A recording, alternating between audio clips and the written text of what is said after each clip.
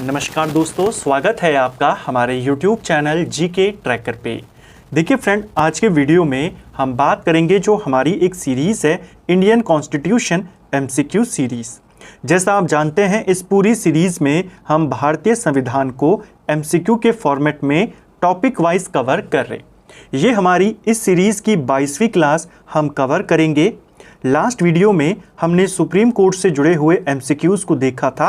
जो बाकी के बचे हुए MCQs हैं सुप्रीम कोर्ट से रिलेटेड, वो आज कंप्लीट हो जाएंगे। अगर आपने इससे पहले की क्लासेस को नहीं देखा है तो प्लेलिस्ट में जाकर आप उनको देख सकते हैं। तो चलिए दोस्तों, आज के वीडियो को शुरू करते हैं। आज का हमारा पहला सवाल है, जब भारतीय न्यायिक पद्धति में लोकहित मुकदमा यानी PIL लाया गया तब भारत के मुख्य न्यायमूर्ति कौन थे? देखिए, PIL यानी कि पब्लिक इंटरेस्ट लिटिगेशन, जनहित याचिका जिसको हम आमतौर पे कहते हैं, जब इसे भारत में लागू किया गया और भारत में इसे प्रचलित किया गया 1980 के दशक में, किसके काल में हुआ? ये हुआ PN भगवती के काल में। भारत में जनहित याचिका का जनक PN भगवती को ही माना जाता है, इसको ध्यान रखना, ठीक है। पहली बार भारत में जब PIL स्वीकार करी गई सुप्रीम कोर्ट में, वो 1979 में करी गई थी इन्हीं के द्वारा। बाद में चलकर ये भारत के मुख्य न्यायाधीश भी बने 1985 में, लेकिन सर्वप्रथम PIL इन्हीं के द्वारा स्वीकार करी गई। भारत में PIL का जनक इन्हीं को माना जाता है। और जब इसका ज़्यादा प्रचार किया गया, जब ये ज़्यादा प्रचलित होनी शुरू हुई, तो भी इन्हीं का योगदान माना जाता है। इसीलिए जब आपसे पूछा जाए कि भारत में जब लोकहित मुकदमा लाया गया उस समय मुख्य न्यायाधीश कौन थे, तो वो थे PN भगवती, ठीक है। स्टार्टिंग में नहीं थे, आगे चल करके हुए, लेकिन इनके काल में, इनके जज रहते हुए, मुख्य न्यायाधीश रहते हुए बहुत प्रोत्साहन मिला PIL को। अगला, जनहित याचिका दायर की जा सकती है। जनहित याचिका यानी PIL को आप कहाँ पे दायर कर सकते हैं? इसे आप उच्च न्यायालय और सर्वोच्च न्यायालय दोनों में दायर कर सकते हैं। PIL आप हाई कोर्ट में भी जारी कर सकते हैं, दायर कर सकते हैं, और सुप्रीम कोर्ट में भी कर सकते हैं। अगला, सर्वोच्च न्यायालय के अधिकार क्षेत्र में वृद्धि का अधिकार किसे प्राप्त है? तो सर्वोच्च न्यायालय के अधिकार क्षेत्र में वृद्धि करने का एकमात्र अधिकार संसद को प्राप्त है। ऑप्शन डी सही आंसर होगा, ठीक है। अगला, कौन सा कानून यह निर्धारित करता है कि उच्चतम न्यायालय की समस्त कार्यवाही अंग्रेजी भाषा में होगी? कौन सा कानून या कौन सा अनुच्छेद ये कहता है कि सुप्रीम कोर्ट में कौन सी भाषा इस्तेमाल होगी? इंग्लिश। ये कहा गया है भारत के संविधान का आर्टिकल 348 में। जो आर्टिकल 348 है वो सुप्रीम कोर्ट, हाई कोर्ट, इनके अलावा जो अधिनियम हमारे बनते हैं, एक्ट बनते हैं, उनकी भाषा के बारे में बताता है कि इन पर अंग्रेजी भाषा प्रमुख रूप से इस्तेमाल होगी, ठीक है। भारत में न्यायपालिका का स्वरूप कैसा है? भारत में न्यायपालिका एकीकृत है, विकेंद्रीकृत नहीं है। न्यायपालिका में विभाजन नहीं है कि सारे के सारे समान हों। भारत में न्यायपालिका एकीकृत में है कि सर्वोच्च ऊपर है हमारा सुप्रीम कोर्ट, उसके अंडर में सारे के सारे हाई कोर्ट, और उनके अंडर में सारे के सारे जो हमारे जिला एवं सत्र न्यायालय होते हैं, ठीक है। राष्ट्रपति और उपराष्ट्रपति के निर्वाचन में विवाद के मामलों को किसको प्रस्तुत किया जाता है? देखिए, भारत में जब निर्वाचन से संबंधित कोई विवाद होता है किसी इलेक्शन को लेकर के, उसका निपटारा कौन करता है? इलेक्शन कमीशन ऑफ इंडिया करता है। लेकिन अगर राष्ट्रपति और उपराष्ट्रपति के निर्वाचन में कोई विवाद हो जाए, इसका निपटारा भारत का उच्चतम न्यायालय यानी सुप्रीम कोर्ट करता है। ऑप्शन बी सही आंसर होगा, ठीक है। राष्ट्रपति और उपराष्ट्रपति से संबंधित चुनाव विवादों को सुलझाने का अधिकार उच्चतम न्यायालय को है। यह इसका क्या है? देखिए, सुप्रीम कोर्ट की शक्तियों का विभाजन अलग अलग भागों में किया गया है। कुछ उसके ऐसे अधिकार हैं जो केवल सुप्रीम कोर्ट में आ सकते हैं, उनको लेकर आप हाई कोर्ट में नहीं जा सकते। ऐसे अधिकारों को कहा जाता है सुप्रीम कोर्ट के मौलिक अधिकार या मूल अधिकार क्षेत्र, ठीक है। जैसे राष्ट्रपति उपराष्ट्रपति से संबंधित जो भी विवाद होंगे, इनको लेकर आप पहले हाई कोर्ट में नहीं जा सकता, आपको डायरेक्ट कहां जाना पड़ेगा? Supreme court. तो ये किस में आता है? सुप्रीम कोर्ट के मूल अधिकार क्षेत्र में आता है, ठीक है। इसे आरंभिक क्षेत्र अधिकार भी कहते हैं, मूल आरंभिक क्षेत्र अधिकार भी कहते हैं, ठीक है। बेसिकली भारत के अंदर जो संघीय विवाद होते हैं, जैसे दो राज्यों के बीच अगर कोई विवाद हो जाए, भारत सरकार या दो से ज़्यादा राज्यों के बीच अगर कोई विवाद हो जाए, वहां पर क्या होता है, निपटारा कौन करेगा, सुप्रीम कोर्ट करेगा। तो वहां पर भी क्या है, वो सुप्रीम कोर्ट का मूल अधिकार क्षेत्र है। ठीक है, उच्चतम न्यायालय को परामर्शदात्री बनाया गया है। देखिए सुप्रीम कोर्ट का, जैसे मैंने कहा कि शक्तियां अलग अलग भागों में हैं, उसके कुछ मूल अधिकार क्षेत्र हैं, जैसे संघीय ढांचे से संबंधित अगर कोई विवाद होता है डायरेक्ट सुप्रीम कोर्ट, राष्ट्रपति उपराष्ट्रपति के चुनाव में कोई विवाद होता है डायरेक्ट सुप्रीम कोर्ट। ऐसे ही उसके एक और अधिकार क्षेत्र है परामर्शदात्री अधिकार। परामर्शदात्री क्षेत्र अधिकार आर्टिकल 143 में बताया गया है। ऑप्शन डी सही आंसर होगा। आर्टिकल 143 कहता है कि राष्ट्रपति को अगर किसी मुद्दे पर कानूनी सलाह की आवश्यकता है तो वो सुप्रीम कोर्ट से 143 के तहत सलाह मांग सकता है। ठीक है, इसको लेकर 2-3 बातें पूछी जाती है, कॉन्सेप्ट आपका क्लियर होना चाहिए कि 143 के तहत सुप्रीम कोर्ट राष्ट्रपति को सलाह देगा। क्या ये सलाह वो खुद से दे सकता है? जवाब होगा नहीं। जब राष्ट्रपति कहेगा तब जाकर के वो सलाह देगा। ठीक है, दूसरा, जो ये सलाह सुप्रीम कोर्ट राष्ट्रपति को देगा, क्या वो बाध्य होगी? क्या राष्ट्रपति को वो मानना होगा? इसका जवाब है नहीं, वो केवल सलाह है। राष्ट्रपति उसको माने या ना माने वो उनके ऊपर डिपेंड करता है। ठीक है, अगला, न्यायिक पुनर्वलोकन का अधिकार किसे है? Judicial review.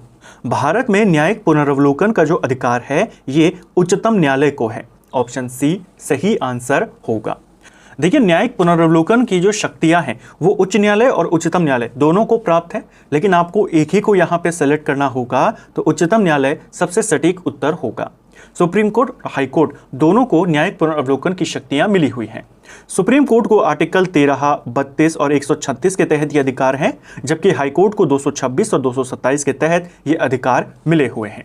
जो न्यायिक पुनर्वलोकन है ये हमने कहां से ग्रहण किया है? ये प्रावधान भी हमने अमेरिका से लिया है। ठीक है, यानी न्यायिक पुनर्वलोकन का अर्थ क्या होता है कि अगर संसद ने कोई कानून पारित कर दिया, अगर लगता है कि वो कानून संविधान के खिलाफ है, तो आप उसे सुप्रीम कोर्ट में जाकर चुनौती दे सकते हैं। सुप्रीम कोर्ट उसका जुडिशियल रिव्यू कर सकता है, देख सकता है कि वो संविधान के अनुसार है या नहीं है। अगर उसे लगता है कि संविधान के अनुसार नहीं है तो वो उस कानून को शून्य घोषित कर सकता है। ठीक है, उच्चतम न्यायालय के न्यायिक पुनरीक्षण कार्य का क्या अर्थ है? न्यायिक पुनरीक्षण कार्य का अर्थ है कानूनों की संवैधानिक वैधता का पुनरीक्षण करना। ठीक है, ऑप्शन सी सही उत्तर होगा। न्यायिक पुनर्वलोकन में न्यायालय को कौन सा अधिकार प्राप्त है? तो न्यायिक पुनर्वलोकन के तहत यदि कोई कानून या आदेश संविधान के विपरीत हो तो उसे असंवैधानिक घोषित किया जा सकता है। जैसे 2015 में सरकार NJAC को लेकर के, जजों की नियुक्ति को लेकर के एक आयोग बनाती है, कानून लेकर आती है, लेकिन सुप्रीम कोर्ट उसे असंवैधानिक घोषित कर देता है। न्यायिक पुनर्वलोकन की व्यवस्था कहां पर है? ये भारत और USA दोनों में है। हमने USA से ही इसको ग्रहण किया है। ब्रिटेन में न्यायिक पुनर्वलोकन नहीं चलता, वहां पर संसद श्रेष्ठ है। संसद ने जो कानून बना दिया उसको लेकर आप कोर्ट में नहीं जा सकते। ठीक है, केंद्र और राज्यों के विवादों का समाधान करना सर्वोच्च न्यायालय के जिस क्षेत्र अधिकार के अंतर्गत आता है वह कौन सा है? तो केंद्र और राज्यों के मध्य में कोई विवाद अगर होगा, यानी दो संघीय ढांचों के मध्य में कोई विवाद होगा, तो उसका निपटान कौन करेगा? Supreme court. केवल सुप्रीम कोर्ट करेगा। और ऐसे मामले जो केवल सुप्रीम कोर्ट में जाएंगे वो क्या कहलाते हैं? उसके प्रारंभिक क्षेत्राधिकार या मूल क्षेत्राधिकार। ठीक है, इसके तहत संघीय ढांचों की अलग अलग इकाइयों के बीच में जो विवाद होता है, जैसे मान लीजिए दो संवैधानिक संस्थाओं के बीच में कोई विवाद हो जाए तो सब के सब कहां जाएंगे? Supreme court. परामर्शदात्री क्षेत्राधिकार में क्या है कि वो राष्ट्रपति को सलाह मांगने पर सलाह दे सकता है। अपीलीय क्षेत्राधिकार में क्या है? इसके तहत निचली अदालत के जो फैसले होते हैं उनको आप ऊपरी अदालतों में, हाई कोर्ट में, सुप्रीम कोर्ट में अपील कर सकते हैं। अगला, निम्न में से किस मामले को उच्च न्यायालय में प्रत्यक्ष रूप से दाखिल नहीं किया जा सकता? तो किस मामले को उच्च न्यायालय, हाई कोर्ट में आप डायरेक्ट नहीं भेज सकते? यह है दो राज्यों का विवाद, क्योंकि ये किस में जाएगा? ये डायरेक्ट सुप्रीम कोर्ट में जाएगा, हाई कोर्ट में नहीं जा सकता। मौलिक अधिकारों के अतिक्रमण के विरुद्ध आप हाई कोर्ट, सुप्रीम कोर्ट दोनों में जा सकते हैं।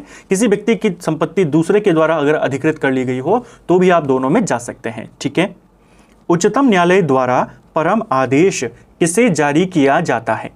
देखिए सुप्रीम कोर्ट के द्वारा जो परम आदेश रिट होती है ये जारी की जाती है किसको? किसी अधिकारी को सरकारी आदेश निभाने के लिए। ऑप्शन ए सही आंसर होगा। सुप्रीम कोर्ट का रिट क्षेत्राधिकार भी है, जिसके माध्यम से आर्टिकल 32 के तहत वो 5 रिटें जारी करता है। इन 5 रिटों में एक रिट का नाम है परम आदेश, जिसे इंग्लिश में मैंडेमस कहा जाता है। ये उस समय जारी किया जाता है जब कोई सरकारी अधिकारी अपने कर्तव्यों का निर्वाह नहीं करता है, तब सुप्रीम कोर्ट या हाई कोर्ट इस रिट को जारी करते हैं, परम आदेश को, कि हम आपको आदेश देते हैं कि आप अपने कर्तव्यों का निर्वाह करें। ठीक है। निम्न में से उच्च न्यायालय या उच्चतम न्यायालय की यह रिट या आदेश कौन सा है जो किसी प्राधिकार को रद्द करने के लिए लिया जाता है? किसी प्राधिकार को रद्द करने के लिए इनमें से कौन सी रिट दी जाती है? यानी अगर कोई व्यक्ति है जिसको कुछ अधिकार मिले हुए हैं जो गैर कानूनी तरीके से उसको मिले हैं, वो उस अधिकार के अभी योग्य नहीं है या उस अधिकार पर अभी उसको तैनात नहीं किया गया है, अगर वो उससे बाहर जाकर के कर्तव्य करने का कोई प्रयास करता है तो सुप्रीम कोर्ट उसे अधिकार पृच्छ रिट जारी कर सकता है कि यह काम आपने किस अधिकार से किया, और उसके बाद उसे उस कार्य को करने से रोक सकता है। तो इसका आंसर होगा ऑप्शन सी। 5 प्रकार की रिटें हैं, 2 रिटें हमने देखी। तीसरी रिट होती है बंदी प्रत्यक्षीकरण, जिसे हेबियस कॉर्पस कहते हैं। यह उस व्यक्ति की प्रार्थना पर जारी होती है जिसको ऐसा लगता है कि उसको गलत तरीके से कैद कर लिया गया है, तो वो सुप्रीम कोर्ट में यह दायर कर सकता है। सुप्रीम कोर्ट फिर बंदी प्रत्यक्षीकरण रिट जारी करेगा कि आप व्यक्ति को हमारे समक्ष लाइए, हम निश्चित करेंगे कि क्या सही है क्या गलत है। ठीक है। चौथी है हमारी प्रतिषेध लेख, प्रोहिबिशन जिसको कहते हैं। उच्च कोर्ट जो होते हैं, ऊपर के कोर्ट होते हैं, वो निचले कोर्ट को जारी करते हैं कि आप इस मामले में कार्यवाही ना करें क्योंकि ये आपके अधिकार क्षेत्र में नहीं आता। उसे कहते हैं प्रतिषेध लेख। और एक होता है उत्प्रेषण, सर्टिरोरी जिसको कहते हैं। इसके तहत जो ऊपर के कोर्ट होते हैं वो अपने के नीचे के कोर्ट को ये निर्देश देते हैं कि आपके पास जो जो मुकदमे निलंबित हैं आप उन्हें ऊपरी कोर्ट में भेज दीजिए। भारतीय संविधान का कौन सा अनुच्छेद संवैधानिक विवाद में सर्वोच्च न्यायालय के अपीलीय क्षेत्राधिकार से संबंधित है? सर्वोच्च न्यायालय का अपीलीय क्षेत्राधिकार।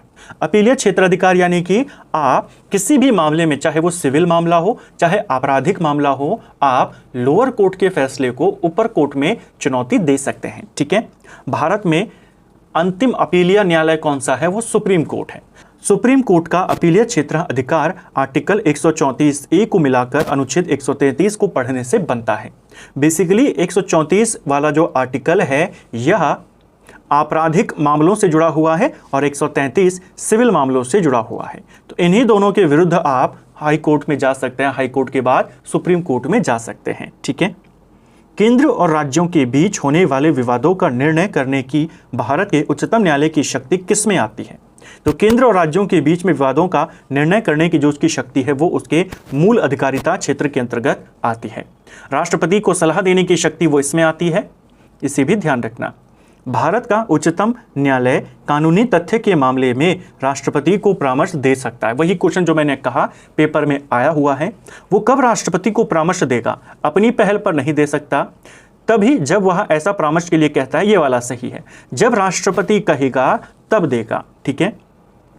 निम्न में से किस वाद में उच्चतम न्यायालय ने संविधान के मूल ढांचे का सिद्धांत प्रतिपादित किया था? तो सुप्रीम कोर्ट ने संविधान का जो बेसिक स्ट्रक्चर है इसका सिद्धांत किस में दिया था? केशवानंद भारती केस में दिया था। 1973 में ये फैसला आया था। किस वाद में सर्वोच्च न्यायालय ने कहा कि संसद को मूल अधिकार में संशोधन करने की शक्ति प्राप्त है पर यह संविधान के मूल ढांचे में संशोधन नहीं कर सकती? वही क्वेश्चन है कि बेसिक स्ट्रक्चर ऑफ कॉन्स्टिट्यूशन किस वाद में यह फैसला दिया उसने, सुप्रीम कोर्ट ने? तो केशवानंद भारती वाद में। ठीक है। सर्वोच्च न्यायालय के पहले मुख्य न्यायाधीश कौन थे? तो भारत में सर्वोच्च न्यायालय के, आजाद भारत में सर्वोच्च न्यायालय के पहले मुख्य न्यायाधीश हीरालाल जे कानिया थे। Option A. सर्वोच्च न्यायालय के मुख्य न्यायाधीश के पद पर सर्वाधिक लंबी अवधि तक कौन रहे? सुप्रीम कोर्ट में सबसे लंबी अवधि तक मुख्य न्यायाधीश रहे थे YV चंद्रचूड़। ऑप्शन डी सही आंसर होगा। ठीक है। जब भारत में पहली बार PIL आई थी 1979 में, जब PN भगवती ने स्वीकार करी, उस वक्त वो चीफ जस्टिस नहीं थे, हालांकि नाम उन्हीं का आता है। उस वक्त वास्तविक रूप से चीफ जस्टिस यही थे। ठीक है। भारत में सबसे लंबे समय तक मुख्य न्यायाधीश रहने का रिकॉर्ड इन्हीं का है। न्यायालय के मुख्य न्यायाधीश के पद पर सबसे कम समय तक कौन रहे? सबसे कम समय तक रहे कमल नारायण सिंह, ऑप्शन बी। निम्न में उच्चतम न्यायालय की सबसे पहली महिला न्यायाधीश कौन बनी थी? सुप्रीम कोर्ट में जज बनने वाली पहली महिला, इनका नाम क्या था? इनका नाम था फातिमा बीबी, ऑप्शन बी सही उत्तर होगा। हाई कोर्ट में मुख्य न्यायाधीश बनने वाली पहली महिला कौन थी? लीला सेठ। निम्न में से किसके मामले उच्च न्यायालय और उच्चतम न्यायालय दोनों की अधिकारिता में आते हैं? तो देखिए, दोनों की अधिकारिता में कौन सा आता है? मूल अधिकारों का संरक्षण। जो रिट जारी होती है वो मौलिक अधिकारों का अगर किसी का हनन होता है तब जारी होती है। हाई कोर्ट भी रिट जारी कर सकता है और सुप्रीम कोर्ट भी। हाई कोर्ट 226 के तहत, सुप्रीम कोर्ट आर्टिकल 32 के तहत। सर्वोच्च न्यायालय के किस अनुच्छेद के तहत उसके द्वारा घोषित कानून पूरे देश में सभी न्यायालयों पर लागू होगा? कौन सा आर्टिकल है जो ये कहता है कि सुप्रीम कोर्ट ने जो घोषित कर दिया, कानून घोषित कर दिया, वो पूरे देश के न्यायालयों में लागू होगा? ये कहता है आर्टिकल 141। बेसिकली जो आर्टिकल 141 है, उच्चतम न्यायालय के द्वारा घोषित कानून पूरे देश के सभी न्यायालयों में लागू होगा, ये उस बारे में बात करता है। ठीक है। जो आर्टिकल 137 है वो सुप्रीम कोर्ट को यह अधिकार देता है कि वो अपने निर्णयों और आदेशों पर पुनर्विचार कर सके। ठीक है। जो पुनर्विचार याचिका होती है, जब कोई फैसला आता है उसके 30 दिन के भीतर भीतर आपको दायर करनी होती है, उसके बाद आप इसे नहीं कर सकते। जब फैसला आया 30 दिन के अंदर अंदर आप पुनर्विचार याचिका डाल सकते हैं। उन्हीं जजेस के सामने ये याचिका जाएगी जिन्होंने पहले फैसला दिया था। ठीक है। कौन सा अनुच्छेद सर्वोच्च न्यायालय को अभिलेख न्यायालय का स्थान प्रदान करता है? कौन सा आर्टिकल है जो सर्वोच्च न्यायालय को एक अभिलेख न्यायालय कहता है? ये कहता है आर्टिकल 129। आर्टिकल 129 कहता है कि सुप्रीम कोर्ट एक अभिलेख न्यायालय होगा, यानी इसके निर्णयों को, इसके फैसलों को साक्ष्य के रूप में सुरक्षित रखा जाएगा और प्रमाण के रूप में इनका प्रयोग आगामी जो मुकदमे होंगे उनमें किया जा सकता है। साथ ही अगर इसकी आदेश का कोई पालन नहीं करता है तो अवमानना का भी उसको दंड देना होगा। ठीक है। सर्वोच्च न्यायालय के अभिलेख न्यायालय होने का क्या अर्थ है? सर्वोच्च न्यायालय के अभिलेख न्यायालय का होने का अर्थ यह है कि इसके सभी निर्णय और अभिलेखों को साक्ष्य के रूप में प्रयोग किया जा सकता है। ठीक है। अभिलेख न्यायालय के रूप में भारत के कौन से न्यायालय हैं? तो सुप्रीम कोर्ट भी और हाई कोर्ट दोनों के दोनों क्या हैं? अभिलेख न्यायालय हैं। तो इसका सही आंसर होगा ऑप्शन सी। ठीक है। इस अनुच्छेद में यह प्रावधान है कि आवश्यकता पड़ने पर सेवानिवृत्त न्यायाधीश को भी अल्पकाल के लिए सर्वोच्च न्यायालय के न्यायाधीश के रूप में बैठने और कार्य करने का अनुरोध किया जा सकता है। किस आर्टिकल में यह बात कही गई है कि सेवानिवृत्त जजेस को आवश्यकता पड़ने पर सुप्रीम कोर्ट में आप काम करने के लिए उनसे अनुरोध कर सकते हैं? ये कहता है आर्टिकल 128। आर्टिकल 128 में यह प्रावधान किया गया है कि जो मुख्य न्यायाधीश हैं वो राष्ट्रपति की पूर्व अनुमति से जो सेवानिवृत्त जज हैं उनसे ऐसा लिखित अनुरोध कर सकते हैं कि आप कुछ समय के लिए वापस से अपनी सेवाएं सुप्रीम कोर्ट को दें। ठीक है। तो किस आर्टिकल में ये प्रावधान है? 128 में है। क्वेश्चन बन जाता है कार्यकारी मुख्य न्यायाधीश किस में है? 126 में है। तदर्थ न्यायाधीश किस में है? 127 में है। सेवानिवृत्त न्यायाधीश की पुनः नियुक्ति 128 में है। जो ये सेवानिवृत्त जज होते हैं, जब ये वापस सुप्रीम कोर्ट में आते हैं कुछ समय के लिए, तो ज़रूरी नहीं है कि इनको जजों जो उस समय हैं वर्तमान में जज, उनके बराबर वेतन दिया जाए। इनको वेतन और भत्ते जो राष्ट्रपति तय करता है उसके अनुसार मिलता है। ठीक है। तो इसको भी आपने ध्यान रखना है। तो फ्रेंड्स, ये था हमारा आज का वीडियो जिसमें हमने इंडियन कॉन्स्टिट्यूशन के इम्पोर्टेंट सवालों को यहाँ पे देखा। हमने पूरी कोशिश करी इन सवालों को पूरे कॉन्सेप्ट के साथ, पूरे एक्स्ट्रा फैक्ट के साथ यहाँ पे कवर करने की। उम्मीद करता हूँ आपको आज का वीडियो पसंद आया होगा। अगर आपको ये वीडियो पसंद आई है तो वीडियो को लाइक करें, चैनल पर नए हैं चैनल को सब्सक्राइब करें, अपने दोस्तों के साथ शेयर करें। वीडियो आपको कैसा लगा कमेंट बॉक्स में हमें ज़रूर बताएं। Thank you friends.